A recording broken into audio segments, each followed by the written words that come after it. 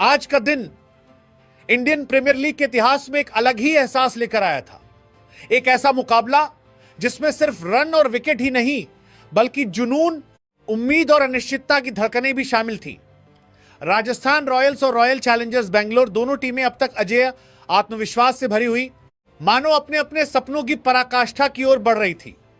Points table पर शीर्ष पर विराजमान राजस्थान और तीसरे स्थान पर मजबूती से खड़ी आरसीबी। यह मुकाबला केवल दो टीमों का नहीं बल्कि दो जज्बों का टकराव था। आसमान में छाए बादल जैसे किसी फिल्मी सीन की प्रस्तावना हो और फिर अचानक आई बारिश ने उस सीन को और भी नाटकीय बना दिया। कुछ देर के लिए खेल रुका, लेकिन दर्शकों की उम्मीदें नहीं, जैसे हर बूंद के साथ उत्सुकता और गहरी होती चली गई। बारिश थमी, मैदान ने फिर से सांस ली और खेल ने दोबारा अपनी रफ्तार पकड़ी। राजस्थान रॉयल्स के कप्तान रियान पराग ने टॉस जीतकर पहले गेंदबाजी करने का फैसला किया। एक ऐसा निर्णय जिसमें दूरदृष्टि भी थी और हालात को समझने की समझदारी भी।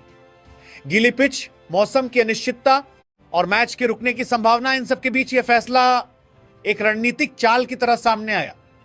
आरसीबी की ओर से ओपनिंग करने उतरे विराट कोहली और फिल सॉल्ट, दो नाम जिनसे हर फैन को उम्मीदें थी।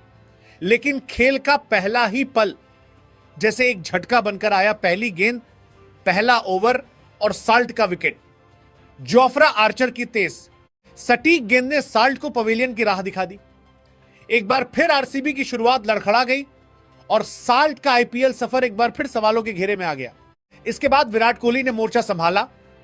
उनके हर शॉट में एक कहानी थी, हर रन में एक संदेश।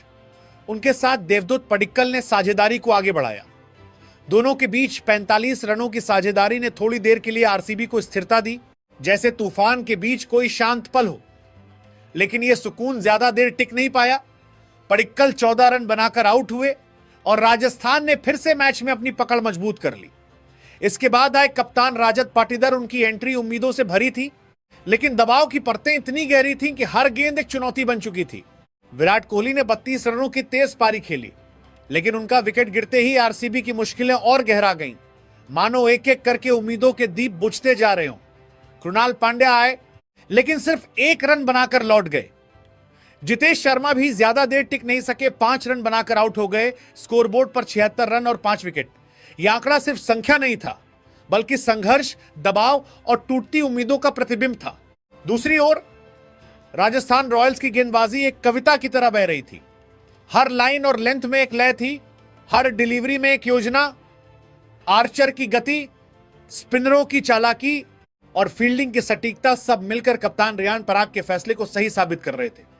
यह सिर्फ गेंदबाजी नहीं थी, यह एक सामूहिक प्रयास था जिसमें हर खिलाड़ी अपने किरदार को पूरी शिद्दत से निभा रहा था।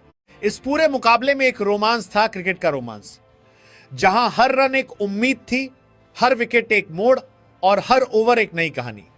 दर्शकों की धड़कनें, खिलाड़ियों की मेहनत और मैदान का माहौल सब मिलकर एक ऐसी तस्वीर बना रहे थे जो सिर्फ खेल नहीं बल्कि एक एहसास बन गई थी।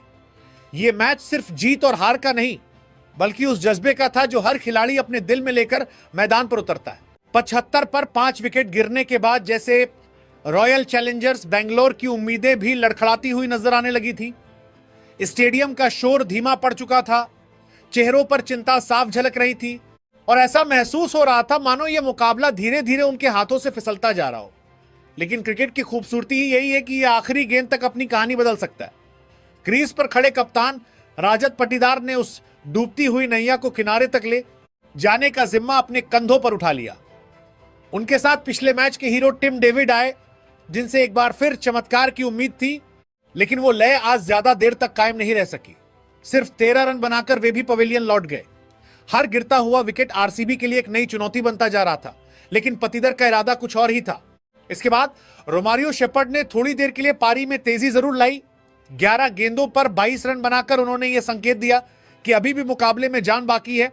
लेकिन 125 के स्कोर पर 7 विकेट गिरते ही हालात फिर से नाजुक हो गए। ऐसा लग रहा था जैसे राजस्थान की गेंदबाजी ने पूरी तरह से शिकंजा कस लिया हो। लेकिन इसी मोड़ पर पाटीदार ने अपने खेल का वह रूप दिखाया जो किसी भी बड़े खिलाड़ी को खास बनाता है। यह सिर्फ बल्लेबाजी नहीं थी, यह जज्बे, आत्मविश्वास और जिम्मेदारी का संगम था। एक ऐसा वन मैन आर्मी शो जिसने पूरे मैच की दिशा बदल दी। पाटीदार ने हर गेंद को जैसे चुनौती के रूप में लिया, कभी कवर ड्राइव की खूबसूरती, कभी मिड विकेट के ऊपर से उड़ता हुआ छक्का, तो कभी बैकफुट पर जाकर खेला गया करारा शॉट। 40 गेंदों पर 63 रनों की उनकी पारी सिर्फ आंकड़ों तक सीमित नहीं थी। इसमें 4 शानदार छक्के और 4 बेहतरीन चौके शामिल थे, लेकिन उससे भी ज्यादा इसमें वो आत्मविश्वास था जिसने पूरी टीम में एक नई ऊर्जा भर दी। जब बाकी बल्लेबाज संघर्ष कर रहे थे, तब पतिदर अकेले खड़े होकर मुकाबला लड़ रहे थे, जैसे कोई योद्धा मैदान में आखिरी दम तक डटा रहता है।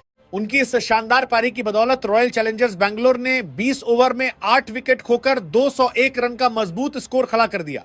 अब बारी थी राजस्थान रॉयल्स की। 202 रनों का लक्ष्य उनके सामने था।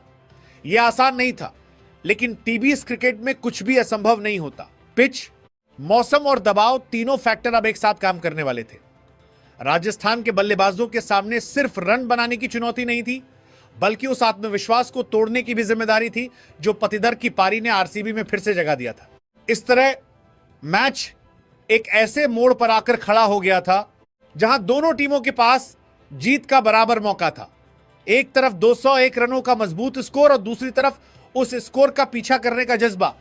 स्टेडियम में मौजूद हर शख्स जानता था कि असली मुकाबला अब शुरू होने वाला है और यह कहानी अब अपने सबसे रोमांचक अध्याय की ओर बढ़ रही है। जब राजस्थान रॉयल्स की पारी का आगाज हुआ तो स्टेडियम का माहौल एक बार फिर उम्मीदों से भर चुका था। हर निगाह क्रीज की ओर टिकी हुई थी, जहां ओपनिंग जोड़ी के रूप में यशस्वी जायसवाल और उभरते हुए युवा सितारे वैभव सूर्यवंशी मैदान में उतरे।